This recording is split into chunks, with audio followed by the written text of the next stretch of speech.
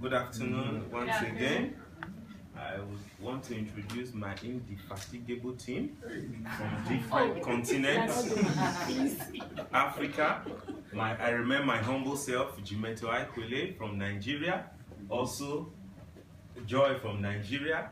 Then we move over to the other continent, to India in Asia, and that's Pati, Rajat, and also we go to Sri Lanka, and we say, try my full name, Nalenda. We move to the Americas, South America to be precise, and we say Christian Grisale from Colombia. Today we'll be looking at projects that we've been working on improving energy efficiency in residential buildings as a means for sustainable development in Nigeria.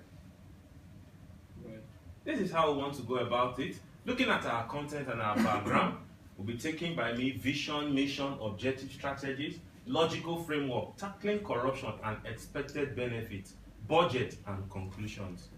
You know, as Nigeria, we have so much abundant resources of energy, but the problem has been meeting up to the people's demand in terms of electricity, power shortage and all. Just only 40% of average Nigerians have access to electricity.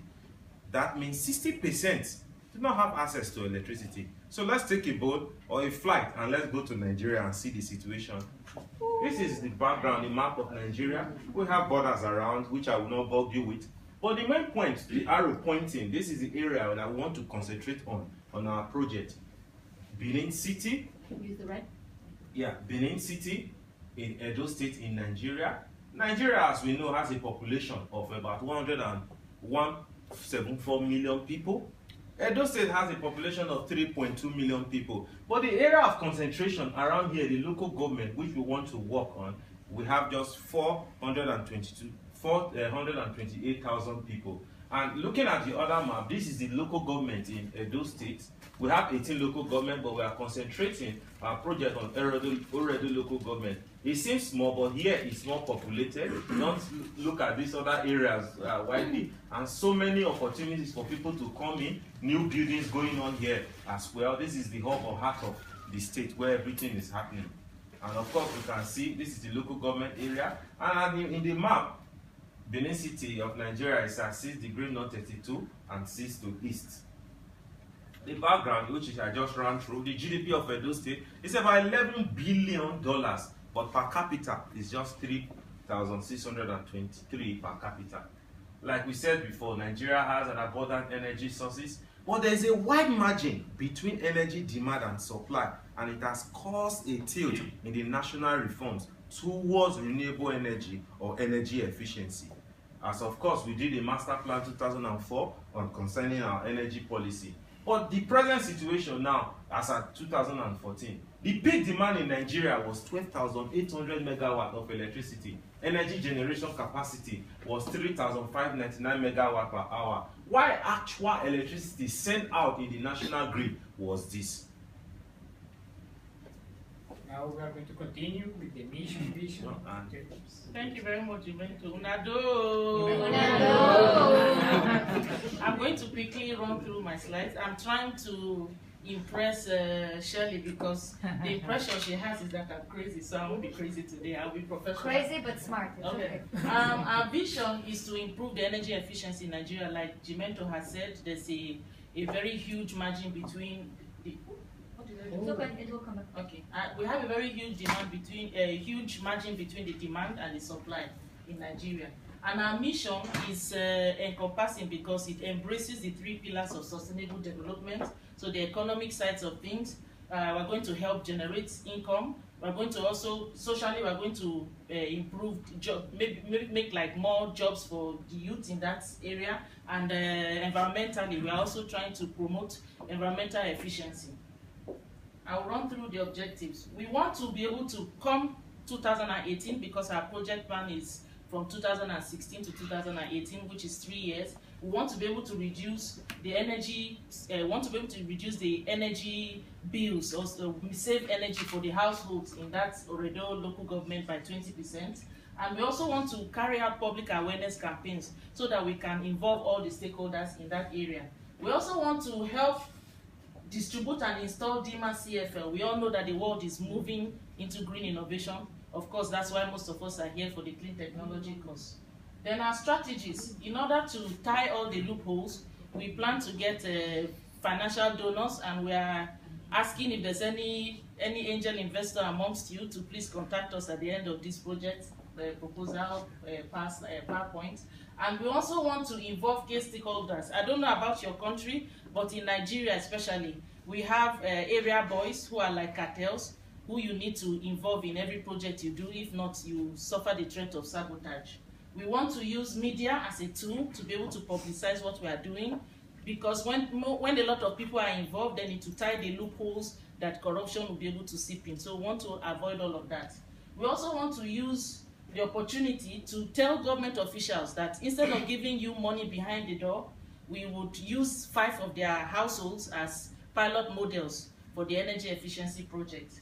And then we're also going to give them the opportunity to nominate people in the community. For example, youth who have done vocational training in the electrical sides of things, to be able to do the training and also benefit from it, and also train other people in the community as well to make our project sustainable and also scalable. We will also be introducing the energy efficient bulbs into the market, so after our project is over, people can access it in the market. I would hand over to my colleague now. Thank you. Now we are going to continue with the logical framework that the project developed.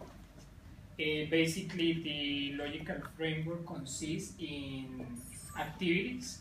Which one of these activities will be, we are going to monitor is one of these activities with indicators. As well, we are going to have means of verification for each one of these indicators, and some risks or assumptions that each one of these activities could face. Just we're going to mention 2 or 3 activities. The first one is the development of the feasibility study report. This is the first activity that we have for the project. How we are going to measure this activity? Basically with the approval of the feasibility study report. This approval will be granted by the state and the local government in Nigeria. How we are going to verify the indicator? Through the letter of approval issued by the government. And what kind of risks or assumptions we can have? Basically the delay in the issuance of the letter of approval or rejection of this letter of approval. As well, we have activities like mobilize stakeholders and schedule engagement. It means basically the indicator that we have to measure this is the number of attendance to the meetings that we are going to develop in the project's area, over the total of foreseen attendance, And how we are going to verify this? Through the minutes of assistance. And what could be the risks for this activity? A low level of attendance. And as well, our major activity is the installation of the compact fluorescent lamps in the project's area, around 10,000 compact fluorescent lamps with controls and dimmer, and around 1,000 households in a period no longer than 6 months. This is our target. And how we are going to measure this? Through the number of installed compact fluorescent lamps over the total compact fluorescent lamps that are 10,000. And as well with the number of beneficiaries, household beneficiaries of the project, or 1,000. The mean of verification will be the on-site inspection, and what risks we could have for this activity, basically corruption, theft, sabotage, or improper functioning of the compact fluorescent lamps. Now we are going to continue with the outcomes and purposes of the... May I come to this place? The rehearsal in this morning, I was doing my rehearsal from this place, so I'm very comfortable.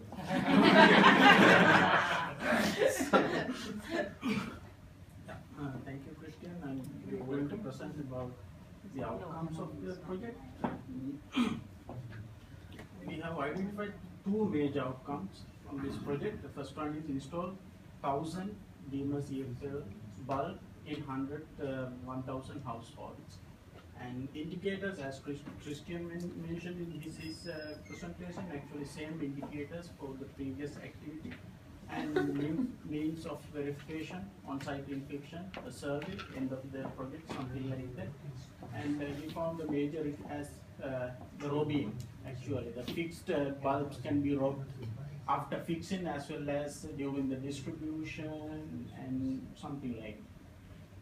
Second outcome is reduce local electricity consumption. This is very important because Gemeento very clearly mentioned that Nigeria actually has faced some kind of energy crisis at this moment. Only 40% of the household have in the grid and 60% out of the grid.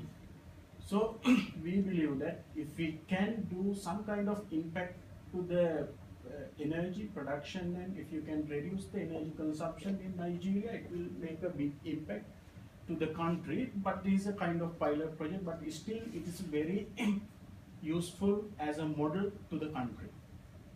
So I'm not going to read out everything. I'm moving to the risk actually in this particular outcome. Community participation is very important project like this, because we are going to work with grassroots level people.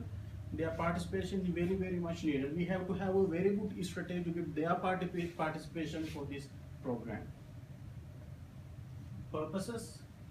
We have identified 3 major purposes. First one is conduct energy efficiency training for the youth. Actually, we are going to select 200 youth from the project area to train about energy efficiency and also about how to fix CFL bulbs and wiring and those kind of stuff.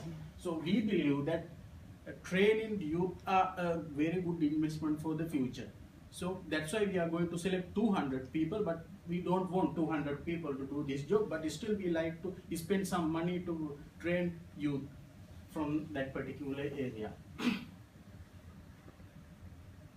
And major risk, actually there are a lot of programs going on this area, so we are trying to not to clash with other programs when we are doing training and awareness program. Second one is to reduce the community expenditure on energy bills in the project area.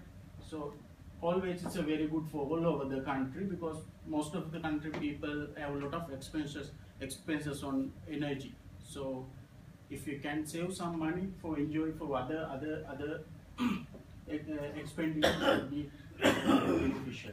And that purpose is to enhance the public awareness on energy efficiency. It's very much needed, but it's quite difficult, because energy efficiency is quite technical subject, but still we want to make people aware about the energy efficiency for anywhere in the world. So it's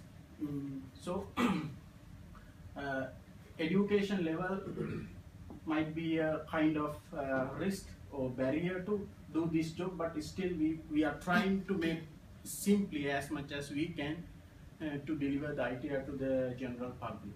Thank you very much. You're welcome. Sorry. To conclude the logical framework, you know that we have the goal of the project. The goal that we established is to increase the energy efficiency in the project's area for sustainable development. Basically, this is our goal. How we are going to measure the compliance of this goal? We are going to first monitoring the energy consumption, the current energy consumption after the implementation of the compact fluorescent lamps, compared with the baseline energy consumption. It means before the implementation of the compact fluorescent lamps. As well, we are going to monitor the current expenditure in energy before and after of the project implementation, and the current life quality of the population of the project's place compared with the previous current life quality.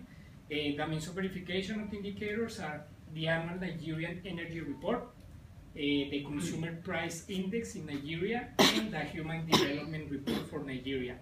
And what risks can affect the compliance of the goal? They could be political instability in the country, insecurity, natural disasters, lack of funds, and instability in the energy supply. Now we are going to continue. 1 minute. Okay. So when Gemeento asked me that I need to deal with the corruption part of the film, I immediately agreed. Because so India and corruption are like this. The corruption is inbuilt into the system. So now the time has come that we need to inbuild the anti-corruption measures into the project, and I'm very thankful to Waste Center and MASA for saying corruption is a part, it should be a part of the project.